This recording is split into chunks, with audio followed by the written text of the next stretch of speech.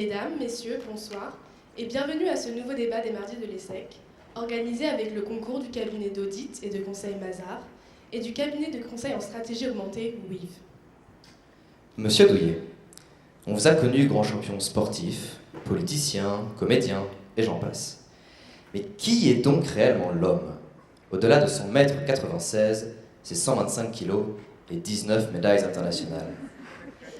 Mauvais perdant et têtu comme un cochon, désordonné et perfectionniste, joueur de fléchettes à vos heures perdues, adepte de documentaires animaliers, amateur de viande d'ours au détour d'un relais à Saint-Pétersbourg, ou encore chanteur fan des Blues Brothers, vous êtes un homme finalement bien ordinaire.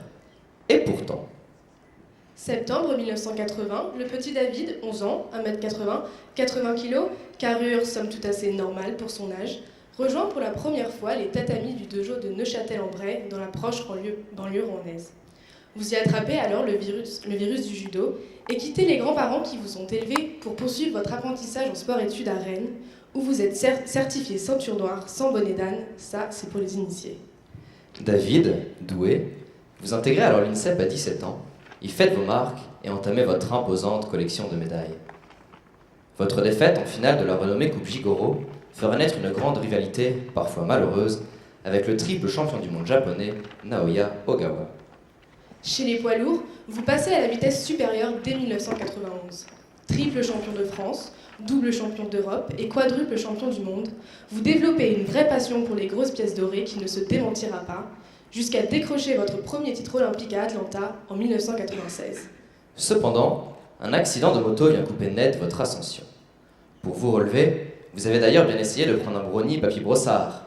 Si ça a marché, non. Mais qu'est-ce que c'est bon! Vous parvenez alors à retrouver vos 125 kilos et remporter votre 3e titre mondial, inscrivant ainsi votre nom au panthéon des géants de votre sport. David serait-il donc devenu Goliath? Vous multipliez vos engagements au risque d'ailleurs de vous y perdre. Toujours judoka, vous devenez parrain de l'opération Pièce jaune, créez votre marque d'équipement sportif Dédé et rédigez votre autobiographie L'âme du conquérant, où vous assumez, dites-vous, votre misogynie rationnelle. Mais puisqu'un homme, soyons rationnels, ne sait faire deux choses en même temps, votre entreprise de voyage fait faillite en parallèle. Peinant à retrouver votre niveau sportif, vous finissez les grandes échéances à des places décevantes. Mais c'est pourtant bien sur un dernier titre olympique à Sydney en l'an 2000 que vous mettrez un terme à votre carrière. Vous devenez alors le judoka le plus titré de l'histoire des championnats internationaux, ainsi que la personnalité préférée des Français, titre que vous arrachez à l'abbé Pierre. Votre successeur naturel, Teddy Riner, a déclaré « Après le judo, on peut tout faire dans la vie. Vous en êtes la preuve vivante. Il y a 15 ans déjà, vous étiez notre invité, en tant que meilleur judoka de l'histoire et jeune retraité. Depuis, vous avez connu 1001 vies. Administrateur d'un domaine viticole, consultant sportif pour Canal+, ambassadeur de la jeunesse pour l'UNESCO, confident de Bernadette Chirac, ou encore comédien travesti sur les planches du théâtre Bobino. Il ne manquait que la politique à votre portefeuille. Vous n'êtes pas le premier grand sportif à vouloir vous essayer à la politique. Après tout, le judo est une discipline tant physique que morale. Son code de conduite inculque des valeurs telles que la sincérité, l'honneur, le respect, la modestie et même le contrôle de soi. Autant de valeurs qui furent bien utiles au très calme Nicolas Sarkozy et à l'infiniment respectueux Vladimir Poutine, l'un ceinture marron, l'autre ceinture noire. Le judo serait donc un sport de droite. Et c'est assez logiquement que vous atterrissez à la direction de l'UMP en tant que secrétaire national à la vie sportive.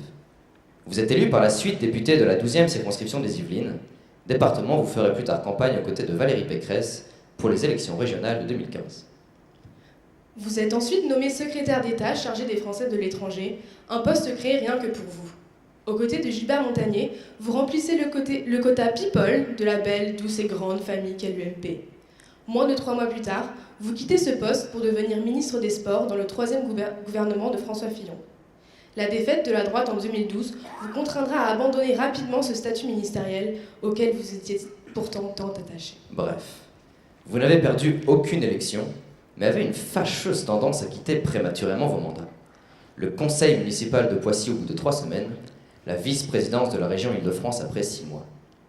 Politicien intérimaire, c'est sur un autre travailleur précaire que vous devrez compter, lui qui, après 2 ans à la retraite, viendra vous aider.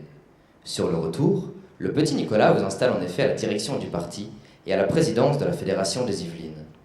Si la différence de carrure avec votre poulain vous ferait presque passer pour son garde du corps, c'est bien en tant que conseiller politique du désormais candidat à la primaire de la droite que vous le suivez.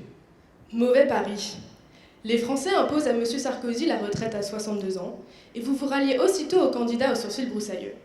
Après tout, votre opposition féroce au mariage pour tous, ainsi que vos valeurs actuelles très conservatrices, vous rapprochent naturellement de votre ex-premier ministre. L'hypothèse de sa victoire en 2017 pourrait relancer votre mission ministérielle. Et viser la Lune, ça ne vous fait pas peur. Alors, pourquoi pas premier flic de France ? À moins que le complexe de notoriété dont vous revendiquez souffrir ne vous cantonne à la jeunesse et au sport, vous pourriez même rêver de la place Vendôme. Un moyen de réécrire la loi Taubira et, à l'occasion, de filer un coup de main à quelques-uns de vos amis, Sarkozy, Guéant ou Balkany. Vous répétez sans cesse n'être pas comme les politicards, que vous n'êtes pas dans ce milieu pour faire carrière et que vous souhaitez simplement vous mettre au service des autres. Quel philanthrope. Bon, sérieusement, vous auriez pu faire preuve d'un peu plus d'originalité, monsieur Douillet. Enfin, à 47 ans, des tatamis à l'Assemblée nationale, vous avez été de tous les combats. Quel sera le prochain ? Sarkozy 2022 ? Paris 2024 ? Ou bien Douillet 2037 ? Nous vous souhaitons à tous un excellent débat.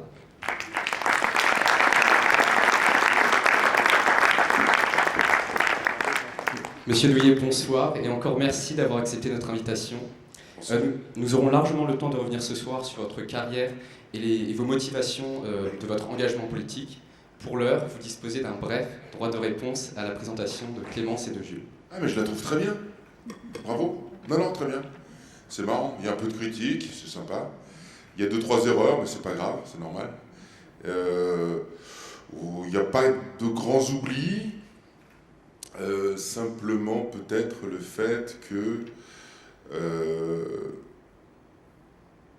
mon attachement à la famille, à ma famille, ça c'est important. Voilà.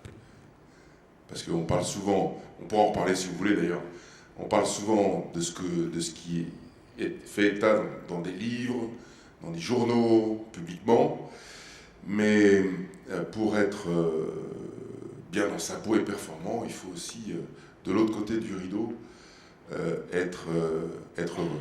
Et ça, vous l'avez oublié. Hein ? J'ai beaucoup d'enfants, c'est pour ça que je parle comme ça. Et j'adore ça. Alors, nous souhaitions démarrer notre échange par vos motivations à rejoindre le monde politique. Ancien champion olympique, personnalité préférée des Français, parrain de l'opération Pièce jaune et multi-entrepreneur, vous avez décidé d'opérer un virage à 360 degrés en commençant une carrière politique. Alors la question c'est comment et surtout pourquoi passe-t-on des tatamis à l'arène politique ? La chance que je peux avoir, contrairement à certains, c'est d'avoir la possibilité de faire plusieurs vies. Là, c'en est une. La seconde a été à l'issue, j'étais venu vous voir en 2001, donc elle s'était arrêtée en 2000 au Jeu de Sydney avec une carrière incroyable que je n'aurais jamais pu estimer à ce niveau-là. Des rêves d'enfant, des rêves tout court, totalement assouvis, sauf que j'ai 31 ans et qu'il y a encore du temps. Et là, vous avez un sérieux problème dans votre vie. Parce que physiquement, c'est un sport qui est très exigeant et qui demande beaucoup. Donc, à un moment donné, vous êtes obligé d'arrêter. C'est-à-dire que faut bien comprendre que vous êtes obligé, contraint d'arrêter ce que vous aimez le plus et ce que vous savez faire le mieux. C'est terrible. Psychologiquement, c'est terrible. La compétition est votre passion, le judo aussi, et il faut arrêter. Et il faut penser à autre chose.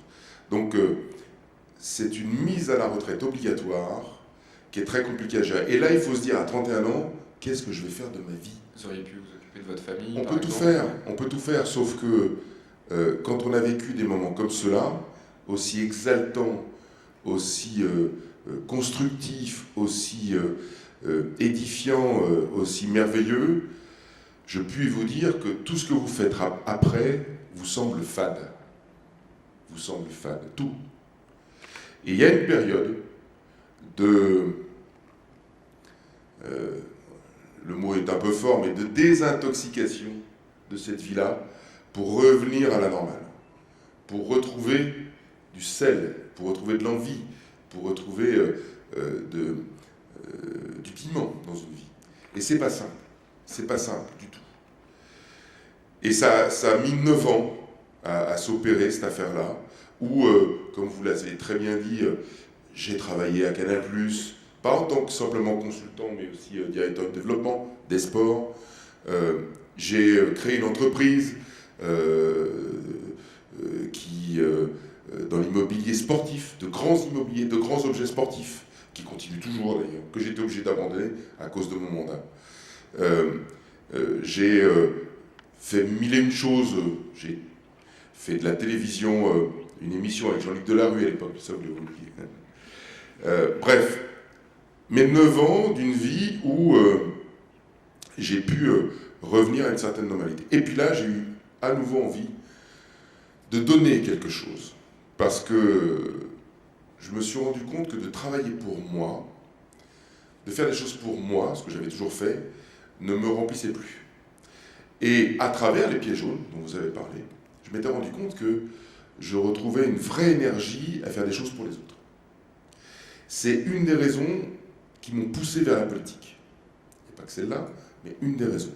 La seconde, forte, importante, a été celle, très modestement, et je le dis, je le redis, je l'affirme, de rendre à mon pays ce qu'il m'a donné.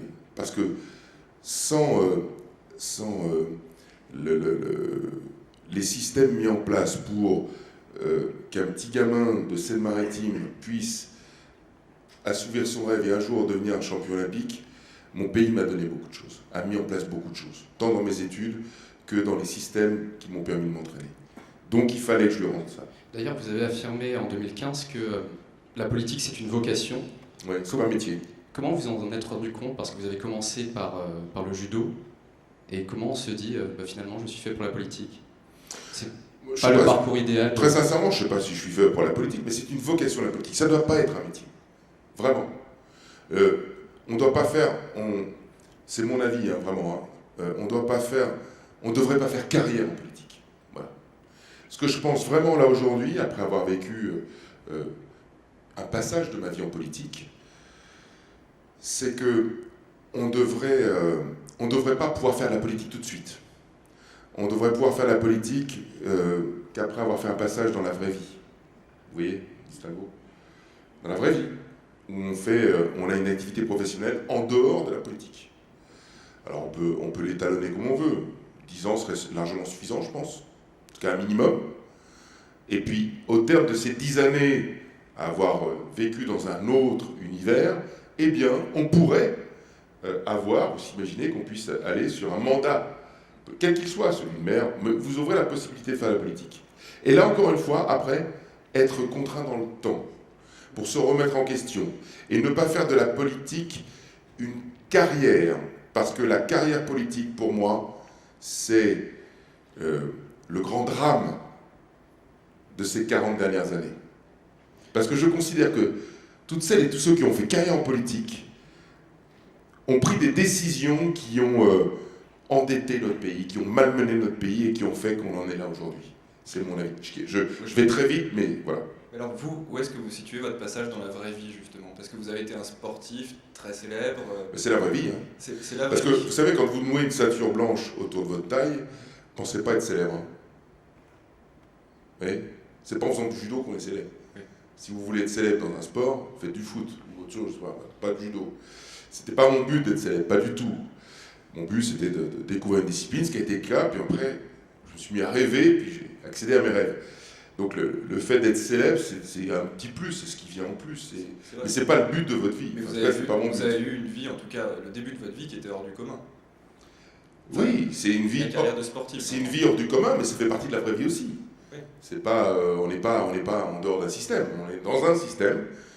On est dans une bulle, c'est vrai, mais ça fait partie aussi de la vraie vie, je considère. Et après 10 ans de judo, quelle est votre expertise pour gérer un mandat d'élu local, par exemple? Eh bien, c'est les 9 années qui m'ont... Alors, il faut bien comprendre le temps. Je suis athlète jusqu'à 31 ans, mais je ne suis pas qu'athlète. J'ai créé une société. une société qui existe toujours. Tout à l'heure, vous avez parlé d'une agence de voyage. Oui, c'est vrai. On pourra en parler si vous voulez. C'est pas moi qui l'ai créé, cette agence de voyage. J'avais prêté mon nom à cette agence de voyage. Bref, ça n'a pas fonctionné parce qu'il y avait des Marc Moulin dans un tour de table, malheureusement, etc. Mais ça, c'est autre chose. Et ça, c'était une... Ça apprend.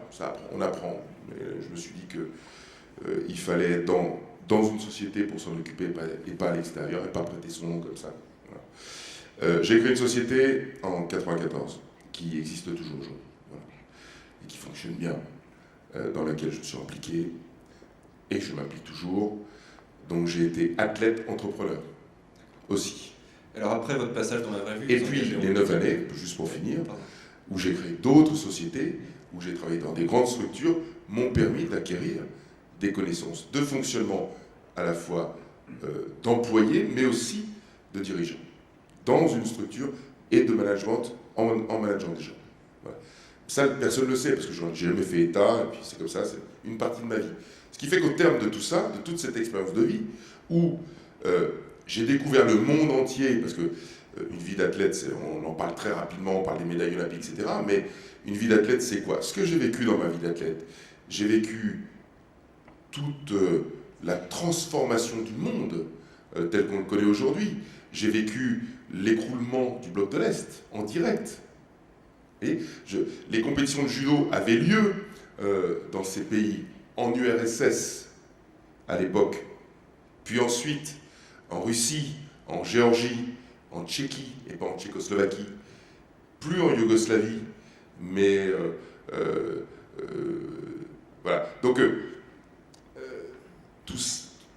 toute cette expérience du monde que j'ai pu, cette transformation politique du monde auquel j'ai assisté en direct en allant dans les pays pour combattre, pour m'entraîner, du Japon en passant par tous les pays de l'Est, par les pays d'Amérique latine, du monde entier, m'a permis d'acquérir une vision des différences de gestion politique d'un pays, en plus de ce que j'ai acquis, moi personnellement, dans le fait de gérer des entités, des entreprises, ou même moi d'être intégré à des structures. Toute cette richesse-là, je ne suis pas sûr qu'il y ait beaucoup d'individus en politique qui puissent l'avoir. Alors c'est justement la question qu'on se posait avec Guillaume, c'est comment est-ce qu'un sportif est accueilli au sein d'un parti politique?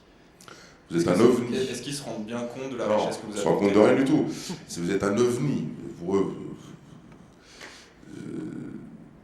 d'abord ils vous observent, c'est à peine si ils sont surpris de vous voir parler et de faire une phrase. Et puis ensuite, lorsque vous avez une idée, ils vous regardent comme si un miracle venait de se produire, parce qu'on est dans la caricature absolue, idiote et réductrice du sportif qui n'a rien dans le crâne. D'autant plus que c'est un sport de combat, donc ça introduit encore ouais, cette dimension. Alors que, pour en avoir discuté avec certains de mes amis qui ont fait d'autres cursus comme l'ENA et qui font du sport maintenant, ils comprennent que quand on fait du sport, et en particulier au niveau, il faut un petit peu réfléchir. En restant toujours sur le registre de ce qui vous a conduit en politique, nous aimerions aborder votre rapport à la franc-maçonnerie.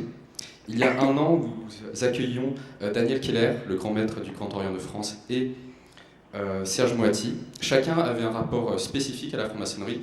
L'un était plus intéressé par la réflexion sur les sujets de société. L'autre, c'était plus une quête spirituelle. De votre côté, vous n'avez pas caché votre rapport avec la GLNF. Est-ce qu'on a là le secret, de votre réussite en politique? Non, pas du tout. Finalement, rien de mieux qu'un bon réseau. Justement, moi, cette affaire de franc-maçonnerie est arrivée en 95. Jusqu'en 97. Exactement, jusqu'en 97. Mais vous en avez continué à en parler, à introduire... Oui, parce que pas de tabou, ça ne me dérange pas, il n'y a pas de problème avec ça. Moi, la franc-maçonnerie m'a beaucoup aidé dans le sens où, en 95, je devenais double champion du monde. Donc j'accédais à une notoriété dans mon milieu qui était importante. Bon. En 96, je devenais champion olympique. Il faut se rendre compte de ce que, au quotidien, ça provoque dans une vie. En fait, d'un seul coup, vous êtes surmédiatisé et du matin au soir, de la boulangère du matin jusqu'à la dernière personne que vous voyez dans la journée, on vous dit ah, c'est formidable ce que vous faites, vous êtes le meilleur, etc. C'est un vrai lavage de cerveau. Tous les jours, on vous dit ça. C'est compliqué. Bon. La franc-maçonnerie, pour moi, m'a permis de me retrouver en tant que David, et plus David Douillet. Voilà. Et me permettait de redevenir quelqu'un de normal. Quelqu'un comme les autres. Voilà. Voilà ce que m'a apporté la maçonnerie à ce moment-là. Et puis malheureusement, ça s'est vite dégradé, puisque l'effet médiatique est rentré aussi dans la maçonnerie, et les gens m'ont harcelé de demandes, et j'ai été obligé de partir à cause de ça, parce que j'étais harcelé de demandes en tout genre, sous prétexte que j'étais franc-maçon comme elles. Ces personnes exigeaient un certain nombre de choses, que je les aide, etc. Ça a été ingérable. On m'appelait chez moi en permanence, du matin au soir.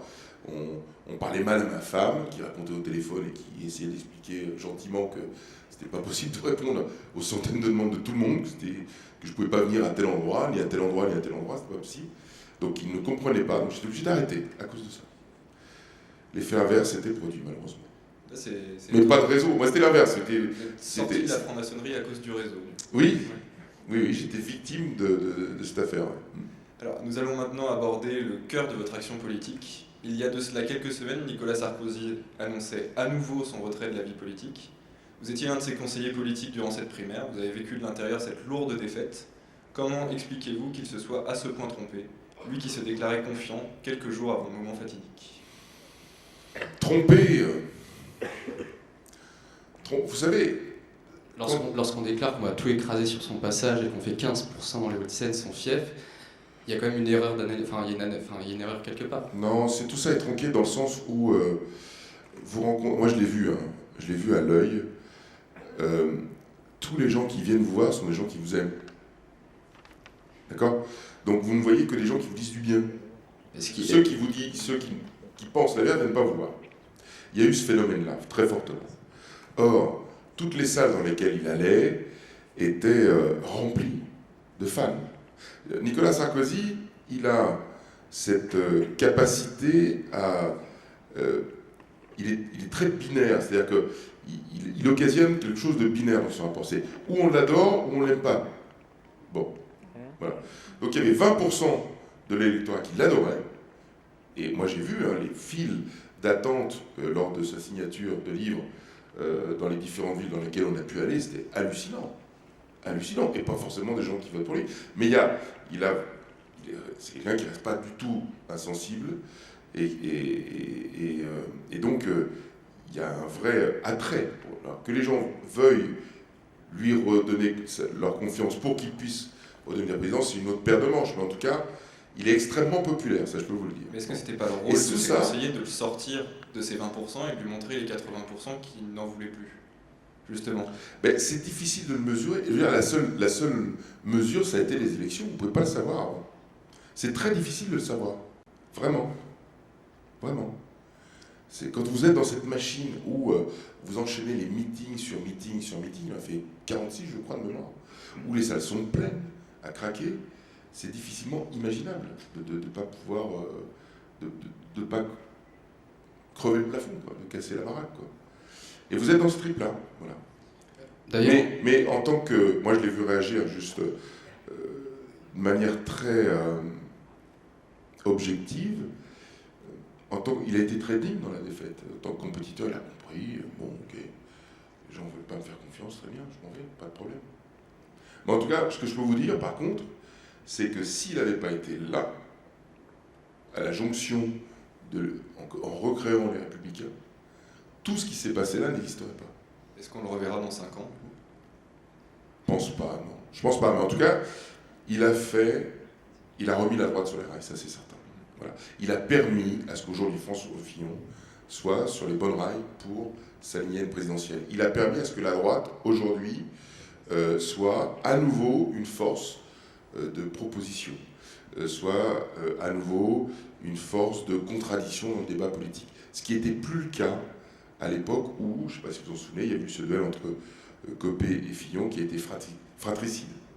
Voilà. Donc, sans son retour, la droite ne serait pas ce qu'elle est aujourd'hui. Mais pas du tout.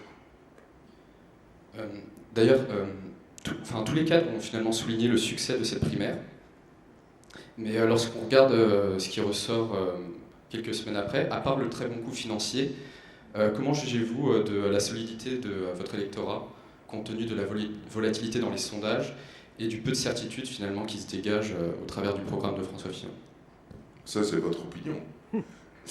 Il a par exemple rétropédalé concernant une de ses propositions sur la sécurité sociale. Donc vous parlez d'une mesure. Oui, mais c'est la seule dont il parle pour le moment. Il a parlé de beaucoup plus de choses de ça dans son... Mais ces conseillers en ce moment ne parlent que de la sécurité sociale en expliquant que selon les rues, il y en aura certains seront remboursés, d'autres non. Quand au départ, il y avait deux paratonnerres, c'était Juppé et Sarkozy. D'accord? Et ils attiraient toutes les foudres journalistiques et d'attaques dans l'opposition, enfin dans l'opposition, dans l'autre, du camp opposé. Donc il focalisait tout ça. Aujourd'hui, ils sont plus là. Donc c'est lui qui prend de face ce vent très agressif. Ma question n'est pas sur les journalistes, mais sur la... Enfin, votre électeur... Je vous jure, je vous réponds. Si vous me laissez le temps, je vais vous répondre. Sur ce point où il y a eu une réaction en se disant on va exploser la sécurité sociale, à aucun moment il a dit ça. Il y a une surexploitation de cette affaire-là. Comme d'habitude, on connaît les réseaux, on connaît qui fait quoi, comment, pourquoi, et c'est de bonne guerre, c'est comme ça que ça se passe, c'est logique. Maintenant, il faut, comme vous dites, pas rétro-pédaler, mais expliquer, c'est pas rétro-pédaler. En fait, il rétro-pédale pas, il dit la même chose, mais il l'explique. Il essaie de l'expliquer autrement, pour faire comprendre une chose. Parce qu'en aucun cas, il veut exploser la sécurité sociale. Il parle d'un autre mode de remboursement. Mais les gens sont toujours remboursés, avec une autre méthode, pour éviter l'explosion des chiffres qui sont liés au traitement de la maladie en France. Pendant les primaires, il n'y avait pas besoin d'expliquer. Pardon ? Parce que les électeurs des primaires, il n'y avait pas besoin de leur expliquer. Et maintenant, il faut expliquer à la il y a eu cette même explication tout au long des primaires. Sauf que là, comme je vous le dis, il est tout seul face à toutes les lumières. Donc, chaque bout de fil qui va dépasser du costume, ils vont tirer dessus. Et ils vont tirer pour voir jusqu'où on va aller et essayer de le faire vaciller. C'est comme ça que ça se passe, c'est normal. Est-ce que c'est opportun justement qu'il réponde à ces critiques, qu'il aille justement, enfin que ses conseillers commencent à expliquer un peu dans tous les sens ces mesures? Est-ce que vous pensez que c'est opportun de faire le jeu des médias et des critiques? C'est pas faire le jeu et des médias que... Visiblement, il y a besoin d'explication. C'est-à-dire que parce que les trois quarts des choses qui sont dites contre sa proposition sur la sécurité sociale, c'est faux, archi faux. Voilà. Vraiment. Quand on dit qu'il ne veut plus rembourser les médicaments, sur les maladies longues, on ne va plus y aller. Il veut quand même dérembourser un certain type de médicaments. Pas tous. Il a dit que ça dépendra du rhume. Mais vous savez, ça c'est pas lui qui l'a dit. C'est pas lui. Non, c'est pas lui qui l'a dit. C'est pas lui. Mais il y aura quand même des médicaments qui seront plus remboursés si Fillon est président. Il n'a pas parlé de ça. Il faut rentrer dans le détail. Aujourd'hui, on sait qu'il y a des médicaments de confort, et c'est pas Fillon qui le dit, ça fait des grands économistes de ces dossiers médicaux, de ces affaires médicales qui le disent depuis des années. Il y a des médicaments de confort, il y a des traitements aujourd'hui sur tel ou tel type de maladie qui sont juste improbables. On est les plus grands consommateurs d'anxiolytiques au monde. Voilà, à un moment donné, il faut peut-être se poser quelques questions. Pourquoi et comment? Et tout ça, c'est remboursé en permanence. Est-ce qu'il n'y a pas un travail à faire sur un certain type de médicaments pour éviter de continuer à creuser le fossé de la sécurité sociale? Mais tout ça, il l'expliquera encore. On a parlé d'une prise en charge par les mutuelles. Bon, tout ça, il faut qu'il l'explique encore pour éviter les amalgames grossiers auxquels il est caricaturé aujourd'hui. Arrêtons-nous un peu, si vous voulez bien, sur vos fonctions actuelles au sein des Républicains. Alors, vous êtes responsable des nouveaux adhérents, je vais y arriver, et vous aviez comme objectif, lors de votre nomination, 500 000 adhérents à l'horizon 2017. Alors, je ne suis plus responsable des nouveaux adhérents. D'accord. Donc qui est responsable des nouveaux adhérents? On va le savoir incessamment sous peu, je pense. Non, mais ça fait longtemps que je suis plus responsable des nouveaux adhérents, j'étais responsable des adhérents, au total, au global, depuis 7-8 mois. Mais c'est pas grave, c'est pareil. Et comment j'aurais fait? Ben moi, j'aurais pas fait de primaire. Voilà. D'accord, donc c'est j'aurais fait une primaire, mais autrement. Et c'est pour ça que j'ai donné ce chiffre d'1,5 million. C'est-à-dire une primaire, autrement, c'est une primaire Une fermée. primaire fermée. On voit bien à qui ça profite. C'est-à-dire que... Vous me posez des questions, je vous réponds. Oui, mais vous êtes... J'aurais préféré faire autrement. Moi, je vous donne un chiffre d'1,5 million. Je considère que si on avait fait une primaire dans laquelle il n'y a que les gens qui sont adhérents du Parti des Républicains, qui peuvent voter, je peux vous assurer qu'on aurait décuplé le nombre d'adhérents. J'en suis certain. Voilà. Et peut-être qu'on serait arrivé au même résultat. Hein. Mais c'était ma position. Vous regrettez la primaire telle qu'elle s'est déroulée? La primaire ouverte, oui, quand je vois que 15% de gens qui ne sont pas de droite, moi j'irai pas plus loin, sont allés voter, je trouve que les choses ont été tronquées. Si on décortique les chiffres, notamment quand on voit où sont allés ces 15%-là, bon, voilà. C'était une primaire de la droite et du centre. Oui, du centre très large, hein. Centre-gauche. Centre-gauche, largement même. Est-ce que c'est pas un aveu de faiblesse quand même des sarkozystes de penser qu'on peut se présenter à une élection présidentielle alors qu'on n'est pas capable de gagner une primaire un tant soit peu ouverte, 15%? J'ai jamais dit ça.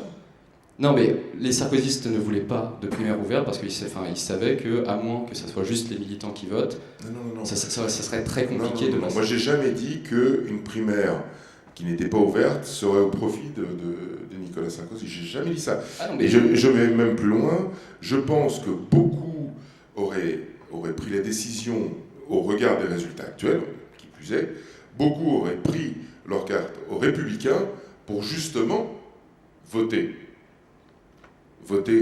comme ils ont voté aujourd'hui. On aurait pu imaginer des électeurs de gauche prendre leur carte aux Républicains pour voter contre Là, c'est la limite de l'exercice, je pense pas. Je pense pas, justement. Mais on aurait eu une grande partie de personnes qui se sont... Parce qu'on a fait 3 millions, 4 millions, non, c'est ça?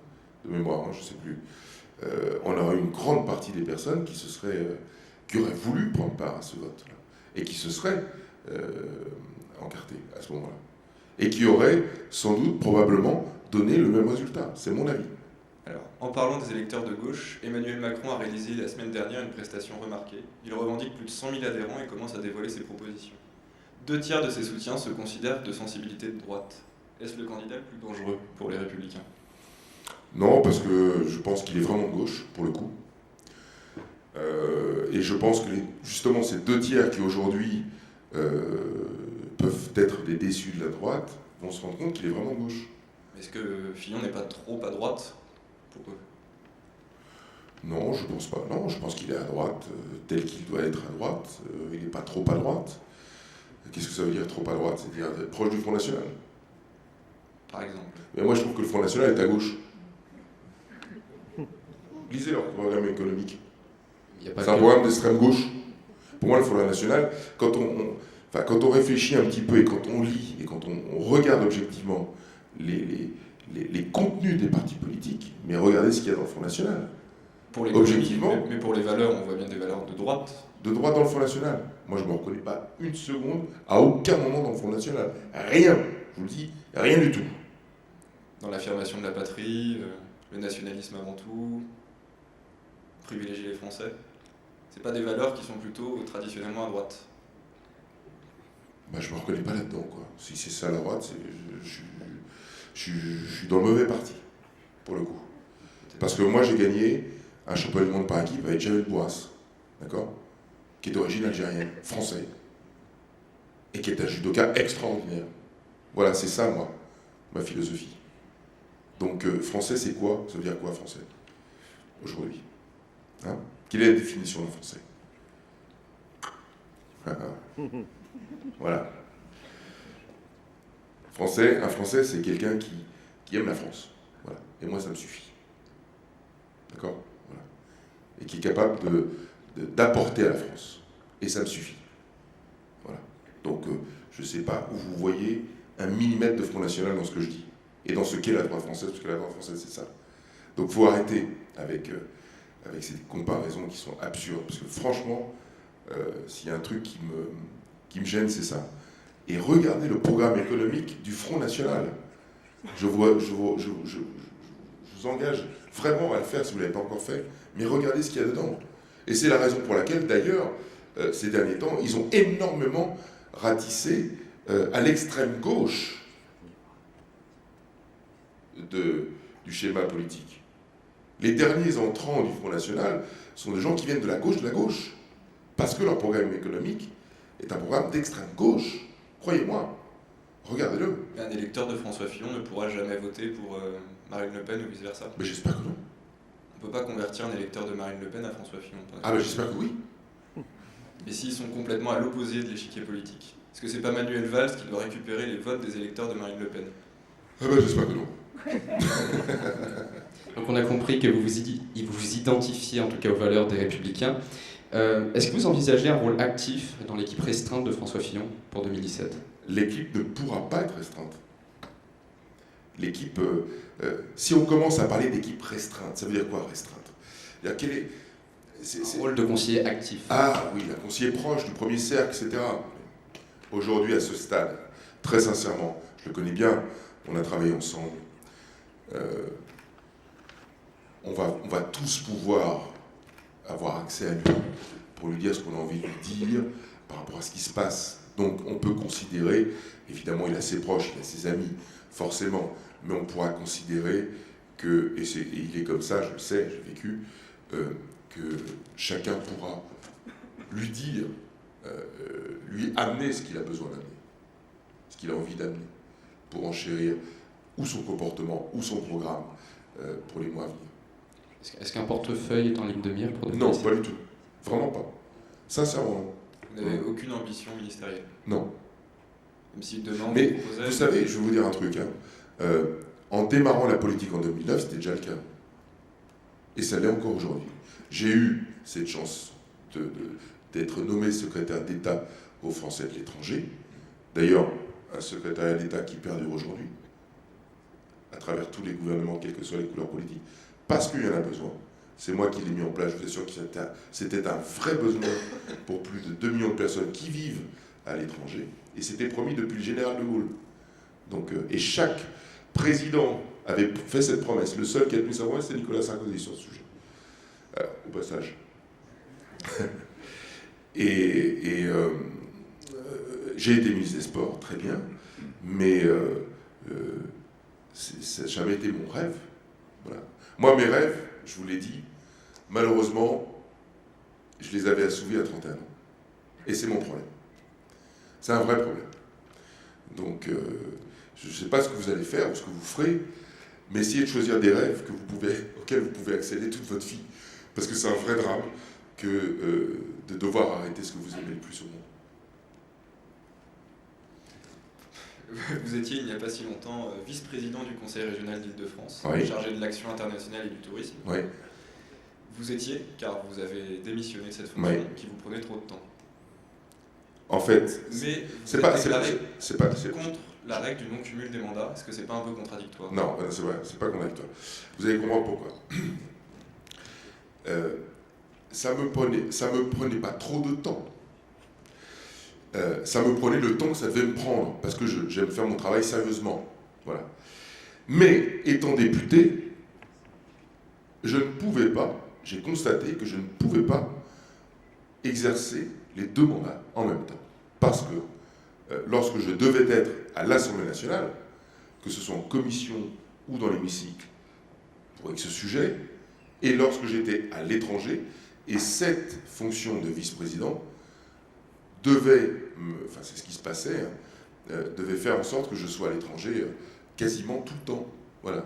Parce que c'est à l'extérieur que ça se passe. Alors pourquoi l'avoir accepté Parce que je pensais très sincèrement pouvoir aménager ce temps. C'était sans compter les temps de trajet, la fatigue accumulée, et au bout des 6 mois, j'ai décidé, j'ai d'ailleurs dit à Valérie Pécresse, j'ai dit écoute, je ne peux pas cumuler les deux. Voilà.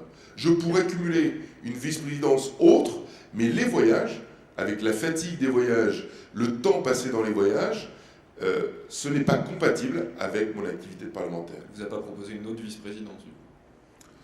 Non, mais elle a voulu que je reste dans l'exécutif en tant que délégué spécial chargé des grands projets. Voilà. Et ce qui me permet de pouvoir le faire. Voilà. D'accord. C'est tout à votre honneur d'avoir pris vos responsabilités. Cependant, lorsqu'on regarde les niveaux d'abstention à l'Assemblée nationale, on se dit que tous ne sont pas dans votre cas. Est-ce que vous comprenez que c'est un peu choquant lorsqu'on connaît... Il faut que je vous explique ce qu'est l'Assemblée nationale, parce que souvent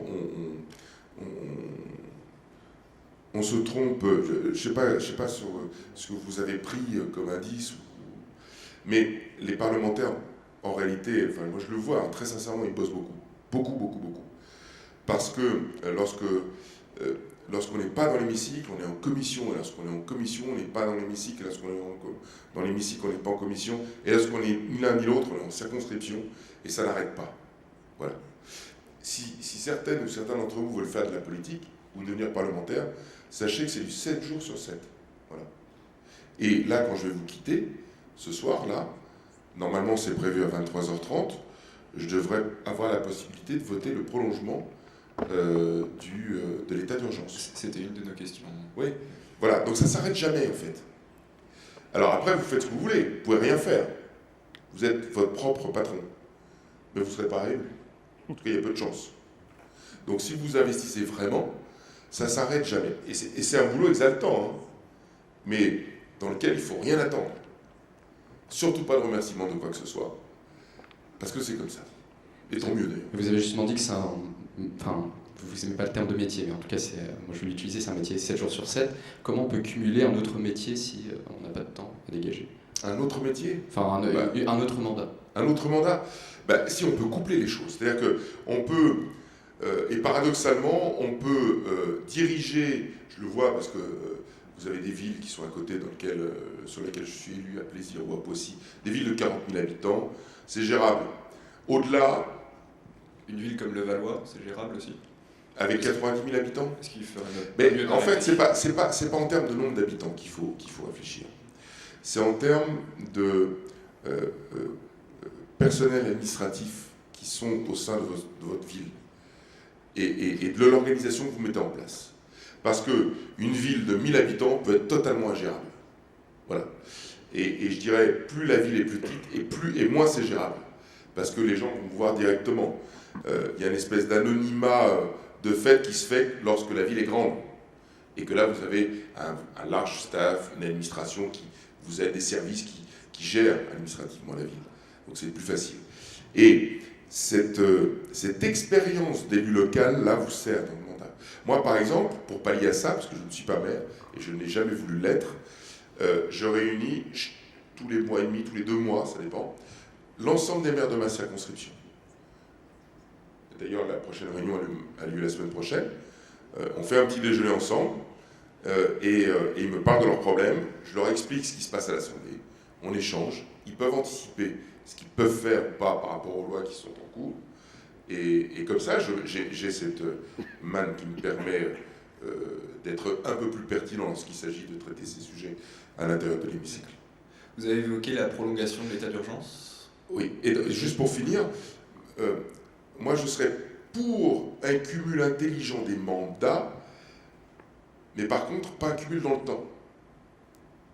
Et comment on juge de l'intelligence de la chose? Après, un exécutif régional avec une députation, c'est compliqué. Je vous le dis, je le dis. Bon, un mandat de maire, on peut, parce qu'en général on est maire d'une des villes de sa circonscription, c'est faisable. Voilà. Et c'est même plutôt sain. Voilà. Un ministre de la Défense, président d'un conseil régional, c'est possible? Je ne sais pas comment il fait. Ça, très franchement, pour moi c'est un surhomme. Je sais pas. Voilà, c'est très bien entouré, ce qui est peut-être le cas. Bravo. Mais je ne sais pas comment il fait. Je pense que c'est pas raisonnable. Alors, vous avez évoqué la prolongation de l'état d'urgence. On se souvient d'une critique que vous avez faite à la gauche en m'accusant de se réfugier systématiquement derrière sa sacro-sainte constitution. La même constitution qui permet l'état d'urgence. Est-ce que vous ne pensez pas que la constitution c'est justement une protection face à un pouvoir qui pourrait devenir autoritaire? Pourquoi est-ce qu'on devrait abroger cette Constitution? J'ai pas dit abroger la Constitution. Non, mais on En sentait partie, cette idée derrière. Sur certains points, bien sûr, à chaque fois on a voulu, pas que moi, on a voulu avancer sur des points pour protéger les gens, hein, et pas leur rendre la vie impossible, les protéger. On m'a jeté à la figure dans l'hémicycle l'état de droit. On ne va pas changer l'état de droit.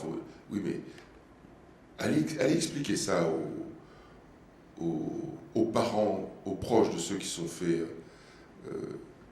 tuer lors des différents attentats. Est-ce que c'est pas Il faut faire évoluer les choses. Vous savez, il faut sortir de l'émotionnel aussi. Non, mais moi je sors de l'émotionnel justement. Et je peux vous dire que lorsque des militaires, c'est dans le rapport sur ce qui s'est passé au Bataclan, lorsque le rapport des parlementaires, Georges Fenech en l'occurrence, lorsque des militaires ne peuvent pas intervenir, alors que des policiers interviennent, pendant qu'un massacre est en train de s'opérer, parce qu'une direction leur a donné l'ordre de ne pas le faire, il y a des choses qu'il faut changer, vous ne croyez pas? Vous ne croyez pas qu'il y ait des dysfonctionnements? Mais quel est le rapport avec la prolongation de l'état d'urgence? Non, mais Non, la Constitution. je vous parle de quand on vient amender pour dire, voilà, il y a des choses à changer dans la Constitution pour faire évoluer un certain nombre de choses, de principes. Bon. Donc je vous donne quelques exemples pour... Qu'est-ce qu'il faudrait changer dans la Constitution? Il y a mille choses, ça prendra trop de temps. Mais sur pas mal d'amendements, on nous a jeté l'état de droit à la figure. C'est-à-dire qu'on ne fait rien, quoi. Et je vous avoue, j'en ai discuté tout à l'heure, avant de venir ici, avec un commissaire de police. Pour eux, il m'a expliqué que le prolongement de l'état d'urgence, ouais, ça a amené quelque chose, mais qu'aujourd'hui, ça n'amène plus rien. Vous allez voter Parce que ça ne va pas assez loin. Vous allez voter pour? Oui, je pense que je vais voter pour, parce que administrativement parlant, on en a encore besoin, mais pour les policiers de terrain, plus vraiment. Je vous rappelle que l'état d'urgence, pour info, hein, ça nous fait perdre énormément d'argent. Et l'état d'urgence, et ça je reviens sur mon ancienne casquette de vice-président de la région, notamment pour les Américains, les Japonais, vous savez que les touristes ne sont plus assurés et ne viennent pas en France. Parce qu'il y a un état d'urgence. Donc pour le tourisme en France, c'est une catastrophe, l'état d'urgence. On a eu besoin, pour aller plus vite, pour intercepter les méchants, mais maintenant, c'est pas sûr. Enfin, d'après les services de police, on n'a plus forcément besoin. Donc l'état d'urgence inquiète les touristes? C'est pas qu'ils inquiètent les touristes, Est-ce c'est que qu'ils empêchent. ça devrait les rassurer au contraire? Non. C'est-à-dire que quand vous êtes américain, vous êtes assuré pour voyager, votre assureur vous dit, vous allez dans un pays dans lequel il y a un état d'urgence en place, on vous assure pas. Vous ne pouvez pas. Enfin, vous pouvez y aller, mais vous ne serez pas sûr. Donc les gens ne viennent pas. Alors on va peut-être quitter un sujet un peu grave et parler d'un sujet peut-être moins grave mais tout aussi important pour les Franciliens. On va revenir sur votre rôle à la région du coup et s'attarder un peu sur le Grand Paris. Vous avez déclaré lors du forum Grand Paris et Tourisme vouloir faire de Paris la métropole qui compte sur la planète.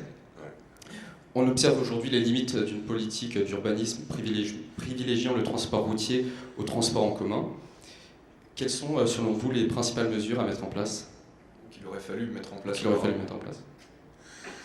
Le problème du Grand Paris, c'est qu'on assiste à une bagarre entre Paris, aujourd'hui la métropole, et l'Île-de-France. Donc Madame Pécresse et Madame Hidalgo.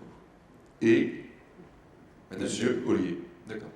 qui préside la métropole du Grand Paris, du Paris.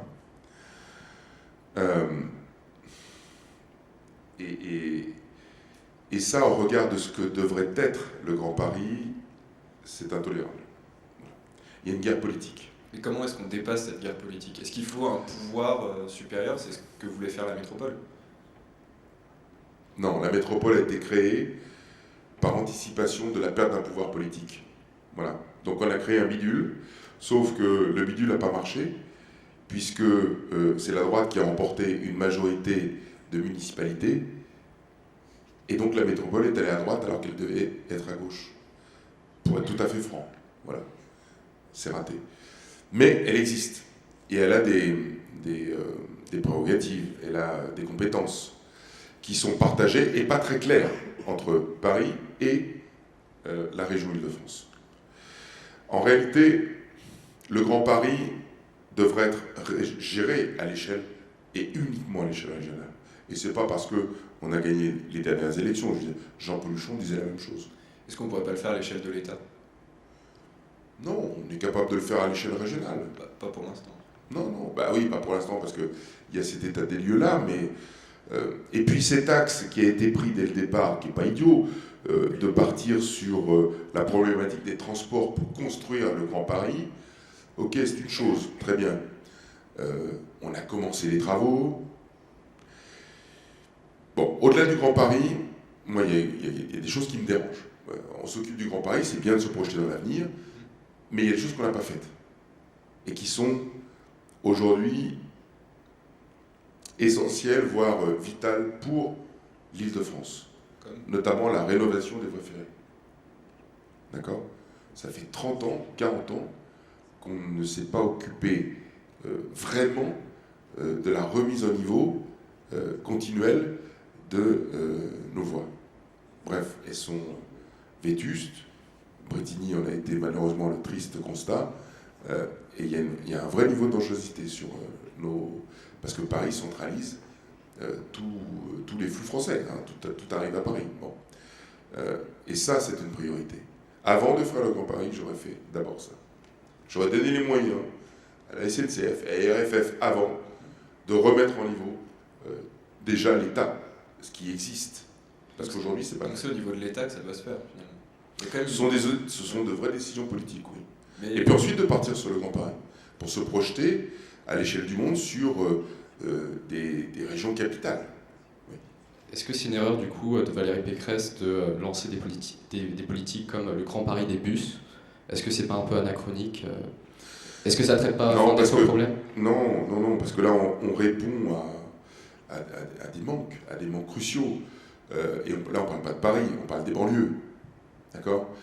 Vous le savez bien, ici, à quelques encablures d'ici, il y a des villages. On est dans une problématique où on n'a pas suffisamment de transport francilien et surtout on n'a pas suffisamment de voies de stockage de voitures. Parce qu'on ne peut pas mettre une gare dans chaque village. D'accord ? Et les emplacements pour garer les voitures des gens qui viennent des villages et des environs aux gares pour les transports publics ne sont pas suffisamment importants. Alors, on a fait un système de bus, mais qui n'est pas encore suffisamment important. Bref, on est dans un niveau de saturation, eu égard à cette problématique-là, de l'Île-de-France par rapport à la voiture. On va essayer le covoiturage. Les 1000 bus supplémentaires doivent répondre à ça, en l'occurrence. Et puis, il faut travailler avec la SNCF maintenant sur son patrimoine immobilier. Hein, ses terrains. Moi, j'étais confronté dans ma circonscription à RFF avant, parce qu'ils ne voulaient pas que le quad pour... C'est pour circuler dans Paris, ça. Ils ne voulaient pas céder leur terrain pour faire des stationnements, ils voulaient le valoriser pour faire des logements. Hein, parce qu'ils ont... pour avoir suffisamment d'argent pour remettre à niveau leur... Donc RFF, qui doit être là pour faciliter la vie à la SNCF, en fait, l'a compliqué. On est entré dans un système de fou. Et j'espère en sortir aujourd'hui. On espère que cette fusion va nous en faire sortir. Ça fait des années qu'on parle du Grand Paris, qu'on aimerait rêver avoir un projet qui soit... on aimerait que le politique insuffle un souffle derrière lequel tous les franciliens aient envie de rejoindre. Lorsqu'on parle de bus, on est un peu en train de se dire il n'y a pas vraiment d'ambition. Ça fait moins rêver, quoi. Ouais, ça fait moins rêver, sauf que c'est efficace. Moi, je vois ce qui se passe dans les Yvelines. Aujourd'hui, un des meilleurs moyens pour arriver à l'heure à son boulot à la Défense, c'est de prendre le bus de la 14. Voilà. Les bus express de la 14 sont les plus fiables. Plus fiables que le RER A de Poissy, aux heures de pointe, où vous en avez 1 sur 3 qui est supprimé, parce que entre la SNCF et la RATP, il n'y a pas d'entente, Et sur le nœud, je crois qu'il est à Nanterre, le nœud ferroviaire, la SNCF a la priorité parce qu'elle est contrainte à des horaires, alors que la RATP est contrainte à un séquencement. Donc voilà, donc, tout ça est aberrant en permanence. Moi j'ai déjà parlé il y a quelques années de la fusion de la RATP et de la SNCF. On m'a rionné, on commence à en parler aujourd'hui. Ça devrait être fait depuis des années. Même si ce ne sont pas les mêmes populations, ce sont les mêmes rails. Donc à un moment donné, il faut juste réfléchir un petit peu, quoi, avoir un peu de bon sens. Alors, autre sujet qui concerne la région et aussi la capitale, les JO 2024. Vous avez été un soutien pour la candidature de la ville de Paris pour les JO 2012, un échec. Que manquait-il alors à la capitale pour être victorieuse? Et pensez-vous que les conditions soient enfin réunies pour assurer une victoire? Aujourd'hui, on n'a jamais eu autant de chances de les avoir. Plus qu'en 2012? Plus qu'en 2012. La concurrence est moindre entre les villes. Beaucoup de villes ont baissé pavillon, comme Rome, par exemple. Dans cette course aux Jeux en 2024. Une première ville américaine, je crois que c'était Boston, s'est désistée. Los Angeles est réapparu. Les Américains vont être de toute façon des clients extrêmement sérieux. Mais au regard de l'alternance des continents, c'est-à-dire des jeux qui se pratiquent à tel ou tel endroit, et les derniers étant en Amérique du Sud, on peut penser que ça pourrait, puisque les avant-derniers avaient eu lieu en Asie, c'est le tour de l'Europe. Donc Paris a une vraie chance, oui. Ouais. Encore faut-il que l'équipe soit au rendez-vous, l'équipe qui va s'occuper de tout ça, et j'espère qu'elle l'est. Est-ce que la confrontation entre la région et la mairie ne risque pas de faire tout rater? Comment est-ce qu'on évite ça? J'aime bien votre clairvoyance. Comment est-ce qu'on l'évite? Avec un peu de bon sens, il faut que les gens prennent de la hauteur. Même si le CIO ne reconnaît qu'une ville, la vérité c'est que les Jeux vont se dérouler en Île-de-France et pas simplement à Paris.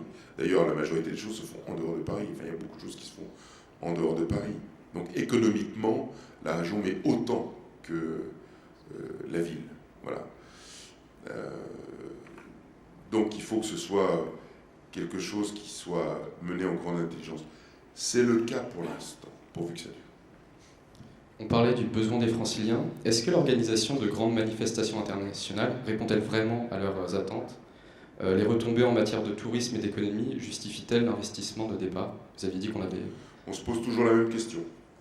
On a du mal à avoir un réseau correct. Est-ce que c'est le moment pour... Vous savez, c'est toujours pareil. Vous avez... on va considérer que Paris ou la France est une marque. Bon, une marque comme votre téléphone Samsung ou un iPhone, peu importe. C'est une marque qui est connue dans le monde entier. Sauf que si on en parle moins, eh bien, au bout d'un certain temps, si on n'en parle plus jamais, eh bien cette marque tombe. Voilà. Donc les Jeux, c'est ça. Un grand événement à Paris, c'est ça. On parle de 6 milliards de retombées économiques sur une édition comme les Jeux, c'est pas rien non plus. C'est pas anodin. Après, il faut que ça soit suffisamment bien géré pour que la balance soit positive. Et ça, en général, en tout cas en France, on sait faire, parce qu'on a l'habitude d'organiser des grands événements. On a organisé une Coupe du Monde, de foot, de rugby, des championnats du monde divers et variés dans toutes les disciplines. On sait faire plutôt bien. Maintenant, est-ce que la France est capable, aujourd'hui, en ce moment, de supporter ces Jeux? Vous avez par exemple déclaré que vous n'emmèneriez pas vos enfants dans les fan zones pour l'Euro qui s'est déroulé. À ce moment-là, oui. Est-ce que, on a eu beaucoup de chance. D'ailleurs, des attentats ont été prévus dans les fan zones. Est-ce que le même problème ne va pas se poser si on organise des JO? Le problème, vous savez, depuis Munich, le problème se pose à chaque Jeux Olympiques. Depuis les Jeux de Munich, où une délégation israélienne s'était fait massacrer. Les problèmes se posent en permanence. Bon. Mais là, très clairement, dans la période de l'Euro, là, en 2016, on était en plein dans le drame des attentats qui venaient d'arriver. On était vraiment... bon, c'était une dangerosité qui était réelle, qui est toujours actuelle aujourd'hui. Donc, j'ai considéré, moi, à l'époque, que c'était une folie de faire ça. Et je le pense encore aujourd'hui. Est-ce que c'est pas une folie? Même si ça a passé, tant mieux. Est-ce qu'organiser les JO, c'est pas une folie, du coup? Je suis heureux d'avoir hauteur. Comment? Est-ce qu'organiser les JO, ça ne serait pas une folie aussi? Non, enfin, en termes de sécurité, on ne fait plus rien. Il ne faut plus non plus tomber dans le travers sous prétexte d'être en situation quasiment d'état de guerre. On ne fait plus rien, on ne vit plus. Il ne faut plus tomber là-dedans. Maintenant, moi, je parle économiquement. Est-ce que, économiquement, la France peut se payer le luxe de faire les jeux ?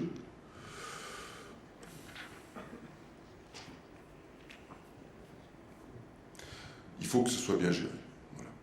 Il faut prendre de la hauteur. Et que la balance soit positive. Voilà. Et que le CIO considère, d'ailleurs, c'est ce qu'ils considèrent, parce qu'ils savent que de partir sur des jeux qui montent en puissance en termes d'investissements qui peuvent devenir pharaoniques, il y aura une limite. C'est-à-dire, à un moment donné, ça coûtera tellement cher que plus personne ne pourra les organiser. Donc ils veulent réduire un peu les choses, et ils ont raison. Paris peut s'inscrire dans ce cadre. Merci pour votre réponse. Nous allons maintenant vous donner l'occasion de respirer quelque peu lors du traditionnel petit jeu des mardis. Le concept est très simple, une question, quelques propositions. Mais je respirais bien. Et une réponse sans langue de bois. Alors, l'or, vous le préférez comment?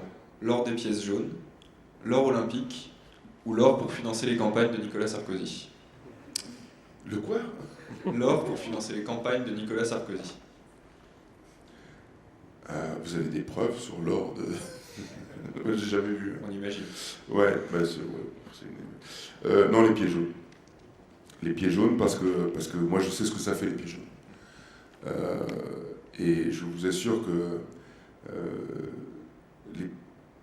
les pieds jaunes, je suis fier d'avoir fait ça dans ma vie.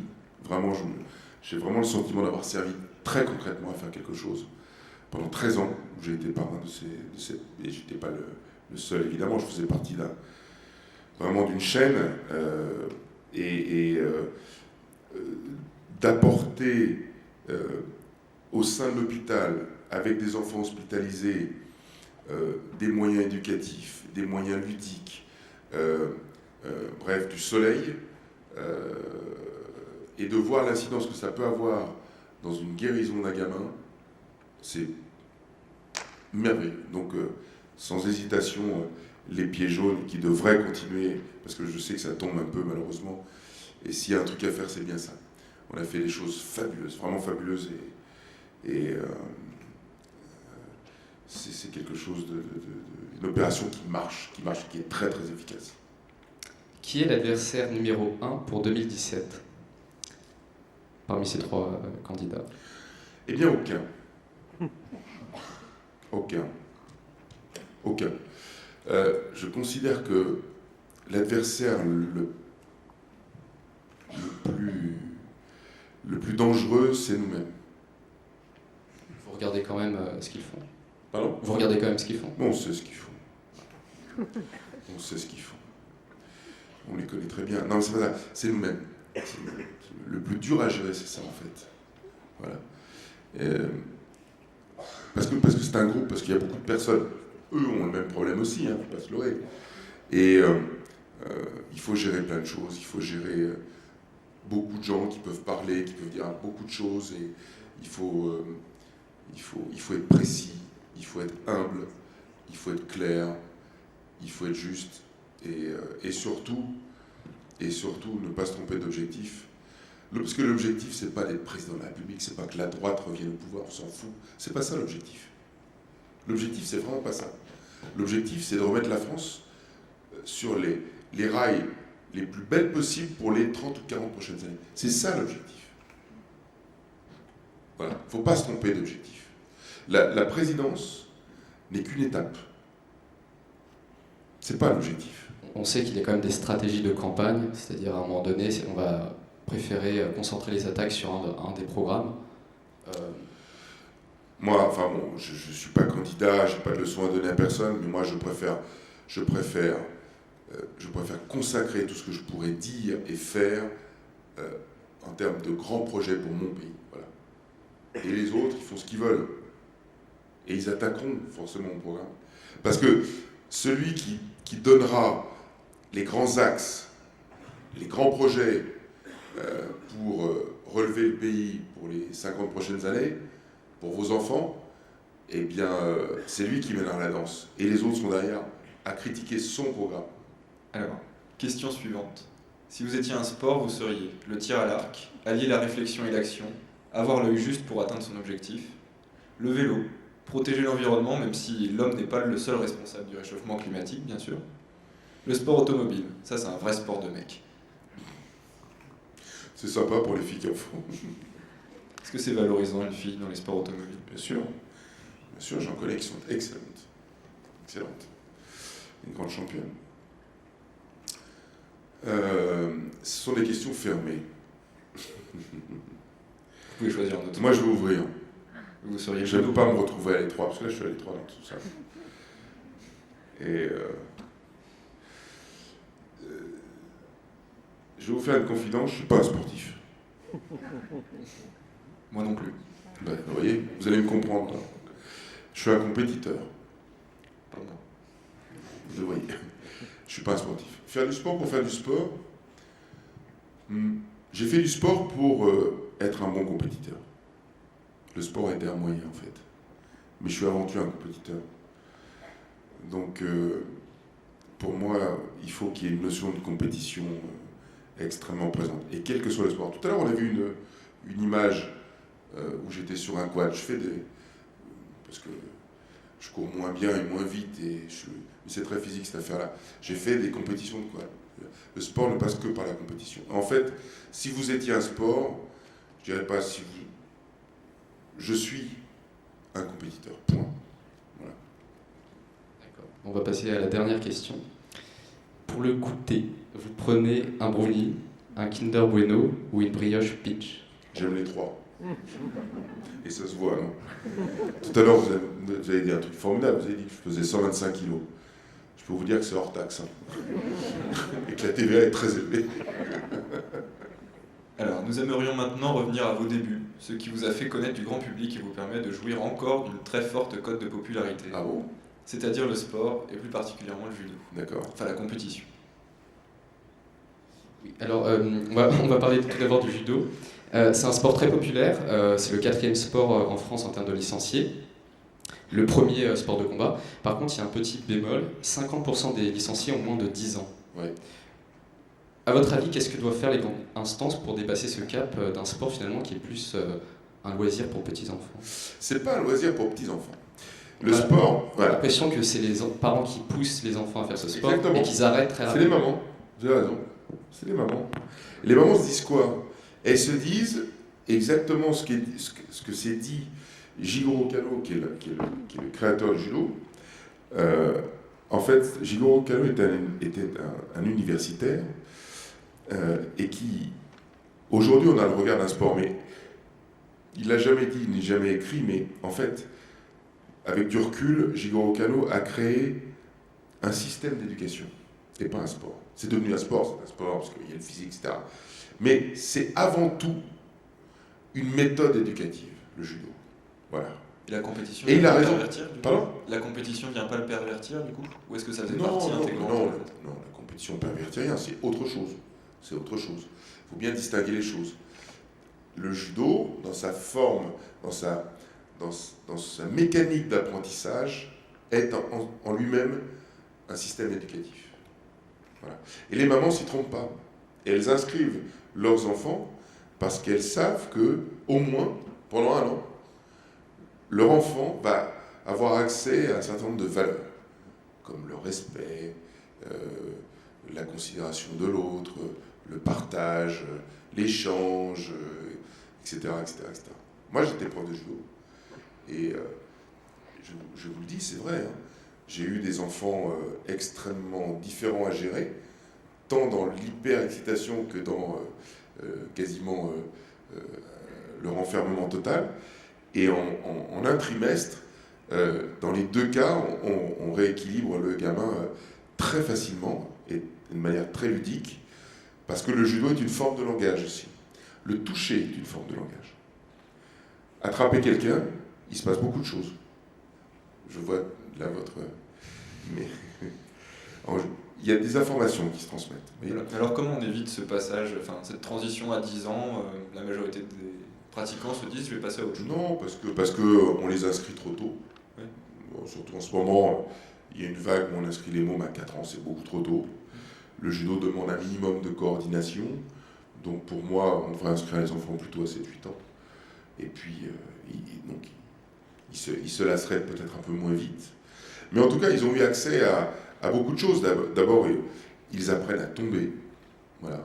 S'il y avait un truc à faire aujourd'hui en tant que ministre de l'Éducation, je mettrais le judo, en tout cas les premières phases d'apprentissage du judo, à l'école. Parce qu'on apprend à tomber. Et quand on apprend à tomber, ça fait faire des économies à la sécurité sociale. C'est aussi bête que ça. Parce que je vous dis est très...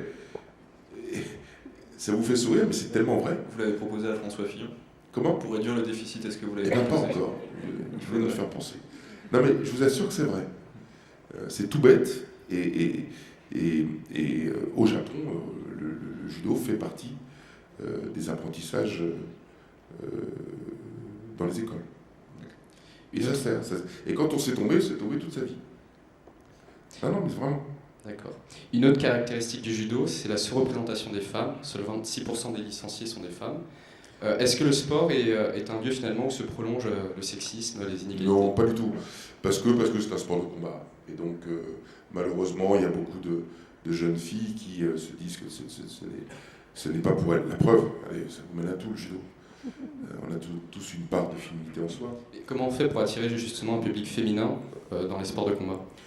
Moi, j'aurais plutôt tendance à dire aux enfants, au moins jusqu'à la puberté, une fille et un petit garçon ont la même force. Parce que souvent, c'est rédhibitoire. Ah oui, mais moi je suis une petite fille, je n'ai pas suffisamment de force. C'est faux. Jusqu'à la puberté, un gamin ou une fille ou un petit garçon ont la même puissance physique. C'est avec à la puberté où les choses changent. Dans votre cas, vous aviez un peu plus de force quand même. Pardon? Dans votre cas, vous aviez un peu plus de force que la moyenne? Non, pas vraiment. C'est venu après. Non, sérieusement.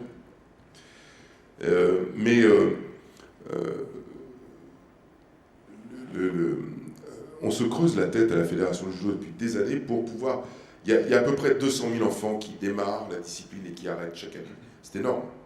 Sur 600 000 adhérents, c'est énorme, c'est un tiers. Et on se creuse la tête pour en garder un maximum à chaque fois. Et c'est comme ça. Voilà, on n'arrive pas à trouver le petit truc pour pouvoir en conserver une bonne partie. Alors, vous êtes engagé en faveur d'une association, le Refuge, qui vient en aide aux jeunes homosexuels en situation de rupture familiale. L'homosexualité dans le sport est un sujet tabou.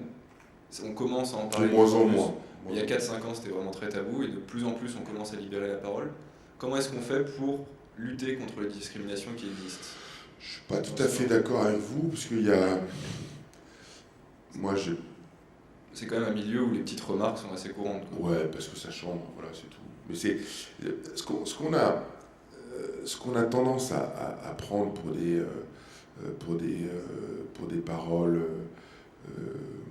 homophobes, etc. ne sont pas en réalité. Ça dépend par qui elles sont entendues. Oui, et puis ça dépend de la situation, ça dépend de plein de choses. Mais il y a des choses, en particulier dans le sport, qui sont dans le langage courant, quoi, et qui ne sont absolument pas des propos homophobes. Voilà, alors quand on les sort du contexte et quand on dit machin, c'est des propos homophobes, pas du tout. Voilà. C'est dans le langage courant, dans le langage commun, etc. Bon. Dans le judo, et en particulier dans les sports dits entre guillemets assez masculins, les sports de combat, on est habitué. Il y a longtemps qu'on gère l'homosexualité féminine, par exemple. Il y a beaucoup de femmes homosexuelles dans les sports de combat, dans les sports d'équipe aussi. Et c'est quelque chose de naturel, on n'y pense pas. Moi, j'ai beaucoup d'amis qui se sont amis eux, qui se sont épanouis, heureuses, qui vivent en couple depuis toujours. Et pour vous, il n'y a pas de progrès à faire, il n'y a pas de progrès à faire.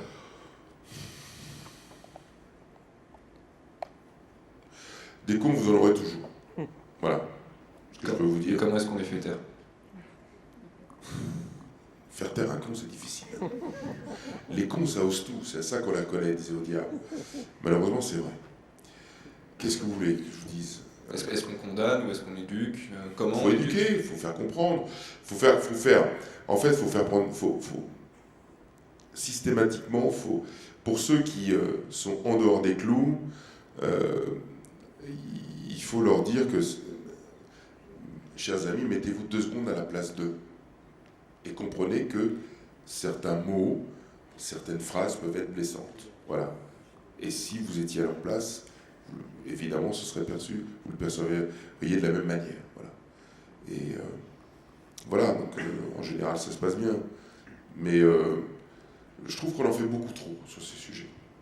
D'accord, Parce que ça, c'est quelque chose qui... alors, je suis peut-être pas dans le bon milieu, hein, mais en tout cas, dans le milieu des sports de combat, que je connais bien, dans le milieu du hand ou du basket, que je connais bien aussi, il y avait... Enfin, j'ai pas connu beaucoup de problèmes. J'ai pas connu beaucoup de problèmes de cet ordre-là. On va élargir un peu la perspective et s'intéresser aux spécificités du sport français. Est-ce que vous considérez que la France a une culture sportive dans son ADN? Il y a beaucoup d'observateurs qui, par exemple, expliquent qu'il y aurait une spécificité française à privilégier le sport de loisir plutôt que la compétition. Non, c'est faux. En termes de sport, la spécificité française vient du fait que en France, on pratique toutes les disciplines. Il n'y a pas de toutes les disciplines sont disponibles. Voilà. Et dans nos filières, dans nos fédérations, chaque discipline peut vous amener à ce que vous voulez être. C'est-à-dire un pratiquant régulier, ou un compétiteur, ou un enseignant, etc. etc. Ce qui n'est pas le cas dans tous les pays. Certains pays font le choix de certaines disciplines et mettent le paquet, politiquement parlant et financièrement parlant, sur telle et telle et telle discipline à développer. Voilà. C'est pour ça qu'en France, on a beaucoup de médailles dans beaucoup de disciplines différentes. Et en fait, on a un sport qui fonctionne très bien. On est souvent sur le podium, mais rarement à la première marche. Oh, c'est pas vrai. C'est pas vrai. Lorsqu'on regarde l'évolution, par exemple, des médailles olympiques, le nombre de médailles augmente, celui de médailles d'or diminue. Ouais, mais vous savez, on est 62 millions, il faudrait faire la comparaison. Bon, là, au dernier jeu, vous avez un peu raison, parce qu'au regard de ce qu'a fait le Royaume-Uni en termes de médailles par rapport à nous, avec à peu près une population équivalente, c'est exceptionnel ce qu'ils ont comme résultat. Mais en général, parce que c'est comme ça qu'il faut raisonner, hein, c'est nombre de médailles par nombre d'habitants. On est plutôt très bien placé pour le coup. Mais on entend souvent des critiques, la France parce que les Français sont jamais contents. La France est le pays où... La France est jamais bien, c'est jamais ceci, c'est jamais cela. La France gagne. La France met la pige dans beaucoup de disciplines, à beaucoup de pays. Voilà.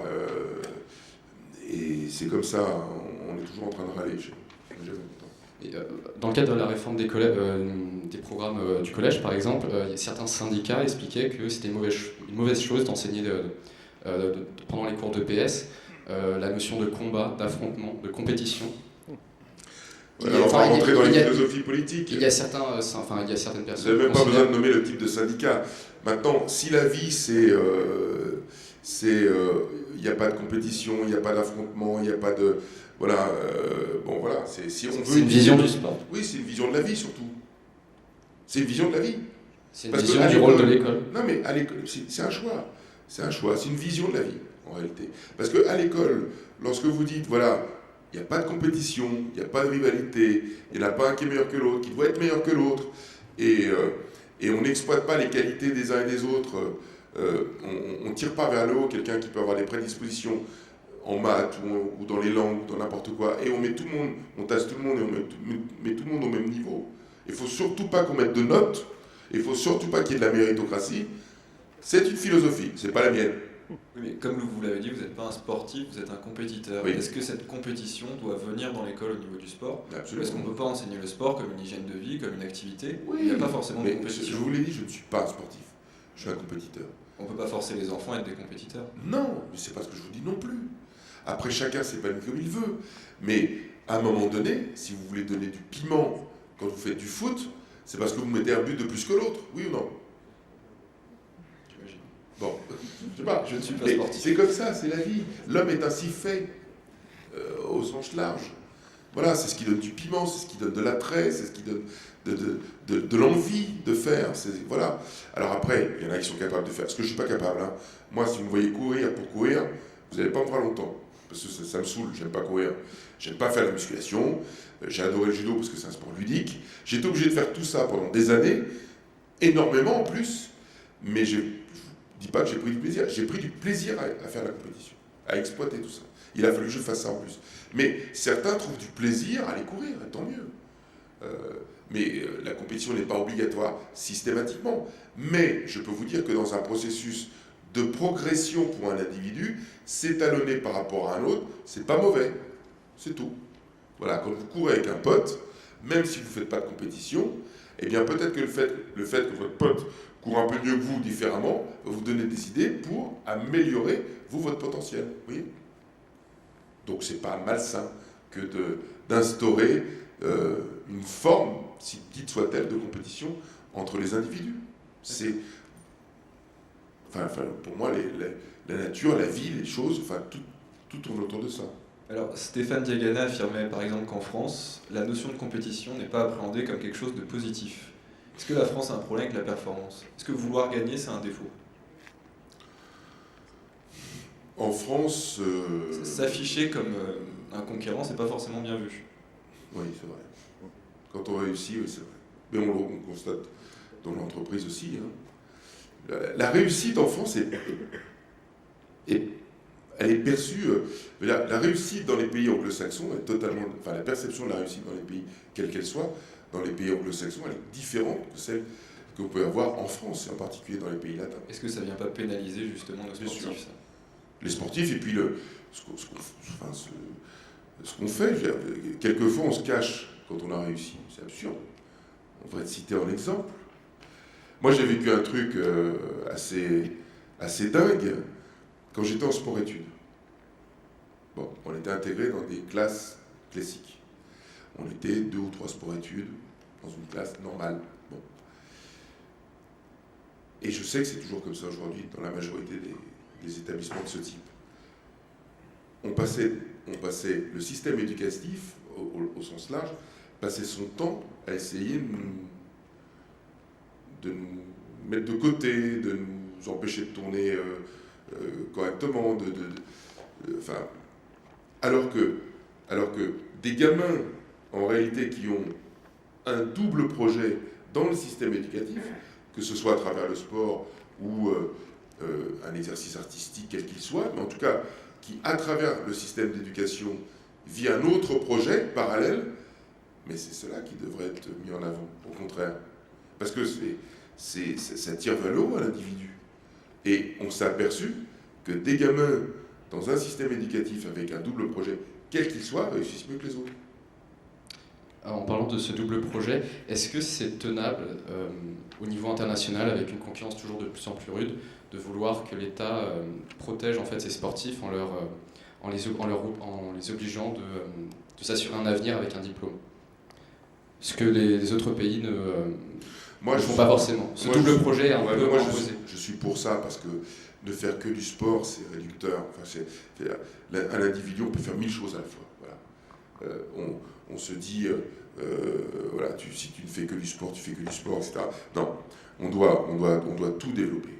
Et d'ailleurs, lorsque on commet toujours cette erreur de dissocier le corps de l'esprit. Voilà. Et quand on dissocie le corps de l'esprit, c'est une connerie. Le corps fait partie de l'esprit fait partie du corps. C'est une pièce unique, cette histoire. Voilà. Donc, quand on s'occupe du corps et un peu de l'esprit dans l'activité sportive, on doit faire l'inverse aussi. Parce que les deux vont de pair. Et je peux vous assurer que pour prendre les bonnes décisions en finale des Jeux Olympiques, ou lorsque vous êtes sur un terrain de foot en finale de Coupe du Monde, vous avez besoin de cette disponibilité intellectuelle que vous avez pu acquérir en poursuivant des études, en apprenant un certain nombre de choses, alors que le sport ne suffit pas. D'accord ? Donc c'est totalement complémentaire, et pour moi ce système est bon et vertueux. Nous arrivons au terme de ce débat. Veuillez s'il vous plaît préparer vos questions dans quelques instants. Le sport, c'est aussi un bon moyen pour les politiques d'occuper l'espace médiatique. malheureusement. D'alimenter des politiques dont ils maîtrisent plus ou moins le sujet. Cette récupération du sport par le politique vous semble-t-elle opportune ?